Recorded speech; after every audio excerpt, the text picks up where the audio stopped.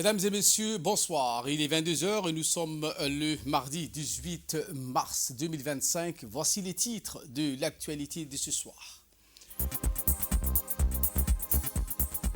La foire de l'innovation éducative pour les enfants à besoins spéciaux a été organisée par le ministère de l'Éducation nationale et de la formation professionnelle. Également dans l'actualité de ce soir, au Gaza, l'armée sioniste a lancé une attaque de grande envergure qui a fait plus de 350 morts. Voilà pour les titres. Merci si vous nous rejoignez sur Télé Djibouti. Nous entamons cette édition avec la 57e session de la Commission économique pour l'Afrique, la CEA, et la conférence des ministres africains du commerce, COM25. Elle constitue une plateforme stratégique pour les pays africains afin de discuter des enjeux économiques et commerciaux du continent. Ces événements, vous allez les voir en images à Addis Abeba, réunissent des décideurs politiques, des experts internationaux, des représentants du secteur privé, de la société civile et des universitaires pour échanger sur les défis et opportunités. Un événement d'envergure présidé par le président de la République fédérale et démocratique d'Éthiopie. Du côté djiboutien, le ministre du Commerce djiboutien, M. Mohamed Warsame Didier, a pris part. On note également la présence de M. Mahmoud Ali Youssouf, président de la Commission de l'Union africaine, le président sortant de la CEA et ministre du Commerce du Zimbabwe, le secrétaire général de la zone de libre-échange continentale africaine, la ZLECA, et l'ancien vice-président du Nigeria en tant qu'invité d'honneur. Le nouveau président de la Commission de l'Union africaine, Mahmoud Ali Youssouf, a souligné dans son intervention que nous devons surmonter tous les obstacles du commerce africain à travers la libre circulation et combler le déficit des infrastructures et les obstacles structurels en approvisionnement en énergie. Outre cette réunion qui a vu la participation de plus de 45 ministres du commerce des États membres, faisant de cet événement une occasion unique de dialogue et de coopération à l'échelle continentale. La participation à cet événement du ministre du Commerce et du Tourisme, M. Mohamed Warsame Didier, vise à partager les avancées notables entreprises par notre pays dans le processus de mise en œuvre de l'accord de la ZLECA. Je vous le disais en titre, sous l'égide du ministère de l'Éducation nationale et de la formation professionnelle, le centre d'enseignement spécialisé pour les enfants à besoins spécifiques a organisé au sein de son établissement situé à Gabot 4, le salon de l'innovation éducative destiné aux enfants à besoins spécifiques. Un événement qui a vu la présence de son Excellence l'ambassadeur de la République de Cuba à Djibouti, M. Marcelo Caballero, et l'inspecteur général de l'éducation nationale, Mohamed Abdo, ainsi que la directrice générale du Centre de formation de l'éducation nationale, Omar Guelleh, Mme Naïm Hassan, et de la directrice de ce centre, Mme Rahou Ismail. Le salon d'innovation éducative destiné aux enfants ayant des besoins spécifiques s'inscrit dans le cadre du processus de préparation sur le terrain des membres de la structure de gestion dirigée par une équipe des experts cubains en éducation spécialisée. Au cours de l'événement, les objectifs de ce salon ont été présentés, suivi d'une visite des espaces d'exposition où les participants ont pu échanger des points de vue avec les principaux exposants et découvrir des outils pédagogiques innovants. Un événement qui a démontré comment les ressources techniques et artisanales peuvent transformer le processus d'enseignement et d'apprentissage pour ces étudiants en situation d'handicap. Des démonstrations d'artisanat réalisées par ces élèves ont également été présentées, témoignant de leur créativité et de leur engagement. Et bien, dans une intervention faite peu après, Mme Rahou Ismail, la directrice de ce centre des enfants à besoins spécifiques, a chaleureusement remercié tous les participants, partenaires et invités pour leur soutien à cette initiative. Écoutons la directrice. De vous accueillir chaleureusement à ce salon de l'innovation éducative, un espace conçu dans le but de démontrer comment les ressources pédagogiques peuvent transformer le processus d'enseignement-apprentissage de nos étudiants handicapés. Ce salon fait partie du processus de préparation sur le terrain que reçoivent les membres de l'équipe de direction de notre centre éducatif spécialisé. C'est un processus qui a été possible grâce au soutien d'une équipe experte cubaine en éducation spécialisée, à qui nous exprimons notre plus profonde gratitude. Nous remercions également nos distingués invités de nous avoir honorés de leur présence, ainsi que chaque enseignant et professeur qui a joué un rôle de premier plan dans le développement, la conception et la construction de ressources pédagogiques que nous exposons aujourd'hui. Je vous invite à visiter chacun des espaces de ce salon, à échanger avec les exposants, à en savoir plus sur les initiatives présentées ici. Votre participation et votre contribution enrichiront encore cette journée. Enfin, je réitère ma gratitude à toutes les personnes présentes pour leur soutien à cette initiative et je vous invite à vous joindre à moi pour couper le ruban, acte avec lequel nous inaugurons officiellement le Salon de l'innovation éducative. Eh bien, ce dimanche, donc, un atelier de conception des modules, des outils de formation des enseignants du préscolaire s'est tenu avec succès. Un événement marquant organisé par le Centre de formation de l'éducation nationale dans le but de réviser la maquette de la formation initiale des futurs enseignants afin de mieux l'adapter aux nouvelles approches ludopédagogiques. La nécessité de faire évoluer ces méthodes pédagogiques au niveau préscolaire est de plus en plus reconnue et les recherches corroborent que les enfants apprennent efficacement grâce à des approches ludiques. Un atelier qui a donc été structuré dans un esprit de collaboration et d'innovation visant à aligner les modules de formation initiale des élèves professeurs sur les dernières avancées théoriques en matière de la recherche-action.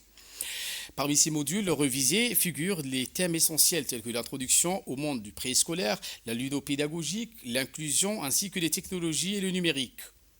Ces innovations technologiques, fruits d'une réflexion approfondie, ont été développées sous la conduite de deux expertes de renommée, en l'occurrence Mme Sarah Steider et Mme Khadra Hussein.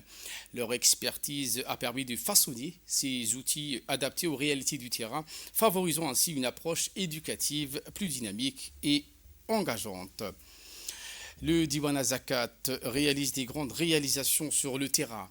Eh bien, au cours des 2 dernières décennies, ce centre du Diwana Zakat, qui a réussi à collecter et à distribuer plus de 5,5 milliards de nos francs à travers le projet de la Zaka, de la parrainage des orphelins, devenant ainsi un acteur clé dans les efforts visant à améliorer la vie des familles djiboutiennes les plus démunies.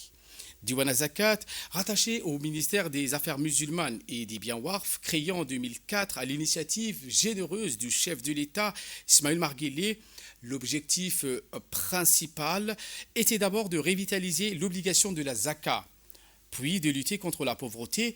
Cette institution s'inscrit dans une vision stratégique visant à améliorer les conditions économiques et sociales des catégories les plus vulnérables, collectant les fonds de la Zaka. Auprès des riches, on collecte la Zaka et on le redistribue aux bénéficiaires conformément aux principes juridiques islamiques. Diwan az-Zakat, qui bénéficie d'un suivi constant du ministre des Affaires musulmanes et des biens Waqf, Moumen Hassan Barre, qui a lancé officiellement ses activités de collecte de la Zaka en 2005. Depuis cette période, Diwana Zakat contribue activement à fournir un soutien direct aux familles pauvres à travers un mécanisme structuré organisant chaque année le processus de distribution de la Zaka. Ce processus qui s'appuie sur les comités de quartier qui supervisent ces opérations de recensement des bénéficiaires, parmi lesquels les pauvres, les nécessiteux, les personnes âgées, les femmes sans soutien familial et les personnes en situation de handicap. Pendant le mois béni du Ramadan, Diwan az-Zakat mène une campagne de sensibilisation intensive dans le but d'atteindre le plus grand segment possible des zakataires. Par ailleurs, ce projet de parrainage orphelin lancé par le président Guillet en 2007 figure parmi les initiatives phares de Diwan az-Zakat. Actuellement, environ 1600 orphelins sont inscrits dans cette institution, tant à Djibouti-Ville que dans les régions de l'intérieur.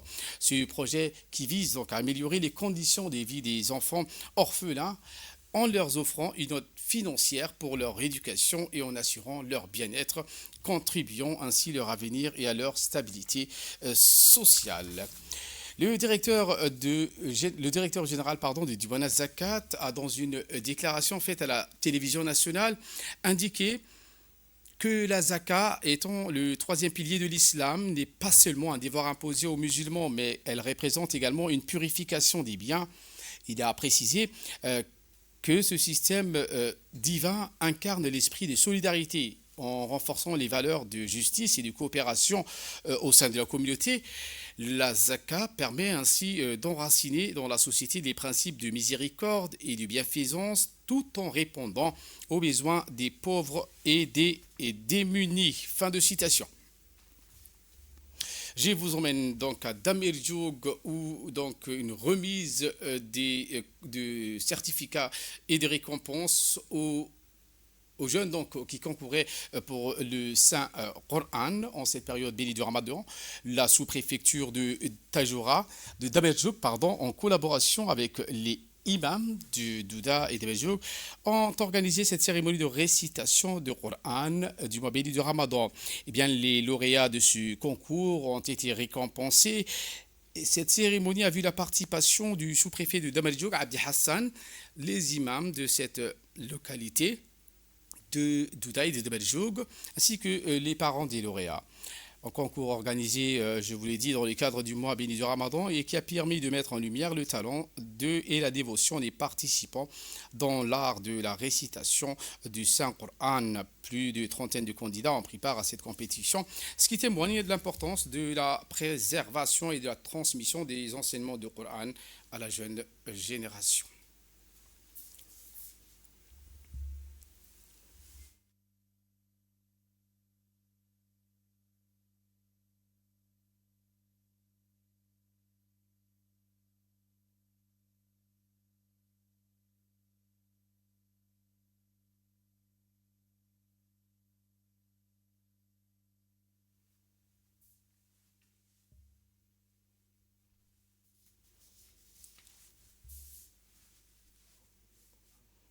Nous restons toujours à Damerjoug, cette fois-ci avec la quatrième édition du tournoi de Ramadan organisé par le ministère de la Jeunesse et de la Culture qui s'est déroulé dans cette sous-préfecture avec succès. Un événement sportif et culturel animé dans ces localités de Nagad, Douda, Ali Ounaï et Damerjoug, rassemblant un large public et des participants enthousiastes autour des compétitions variées. Dans le cadre du suivi de cette initiative, dans l'après-midi de ce lundi, une délégation officielle conduite par le sous-préfet de Damerjoug, Abdi Hassan, et le directeur des régions, Suleiman Hamad, a visité les différents sites de compétition afin d'évaluer le bon déroulement des épreuves et encourager les participants. Tournoi de foot et de hand. Ce tournoi donc, qui a une diversité de disciplines avec la pétanque, les jeux de société et les jeux traditionnels. Ces compétitions ne se limitent pas à l'aspect sportif, elles constituent également un moment de partage et de cohésion sociale en parfaite adéquation avec les valeurs du mois béni de Ramadan. Deuxième étape du concours de jonglage sur la plage de la Siesta, eh bien, le secrétariat d'État à la jeunesse, le secrétariat d'État chargé des sports, pardon, avec à sa tête la secrétaire générale, Mme Khadiga Ibrahim Idriss, ont honoré de leur présence une compétition placée sous le signe du talent et du fair play. Les participants ont offert un véritable show démontrant leur maîtrise technique et leur créativité. Et bien, à l'issue de la compétition, les 3 premiers gagnants ont été récompensés, recevant des prix bien mérités de la main des officiels, notamment le directeur régional du secrétariat d'État au sport, M. Omar Hassan.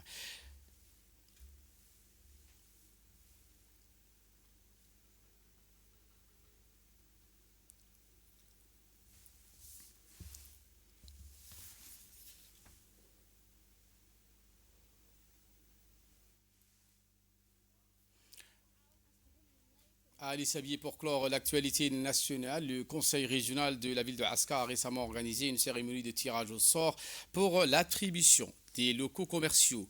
Un événement qui s'est tenu en présence du préfet de la région et du président du conseil régional, respectivement Abdelmalik Mohamed Banouita et Charmarke Hassan Alali.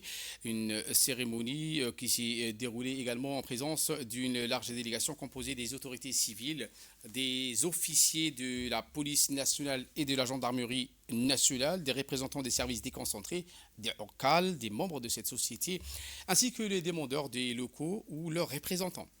Ce processus, dans un souci de transparence totale, a été supervisé par un huissier de justice du nom de Abdelmalik Habib, garantissant ainsi la régularité de l'opération. Une attention particulière a été portée sur la transparence qui a permis d'instaurer un climat de confiance et d'équité tout au long de la procédure. Un appel à la candidature avait été lancé plusieurs mois auparavant, recueillant un grand nombre de manifestations et d'intérêts. Chaque demande a été minutieusement examinée et triée en fonction des différents types d'activités proposées.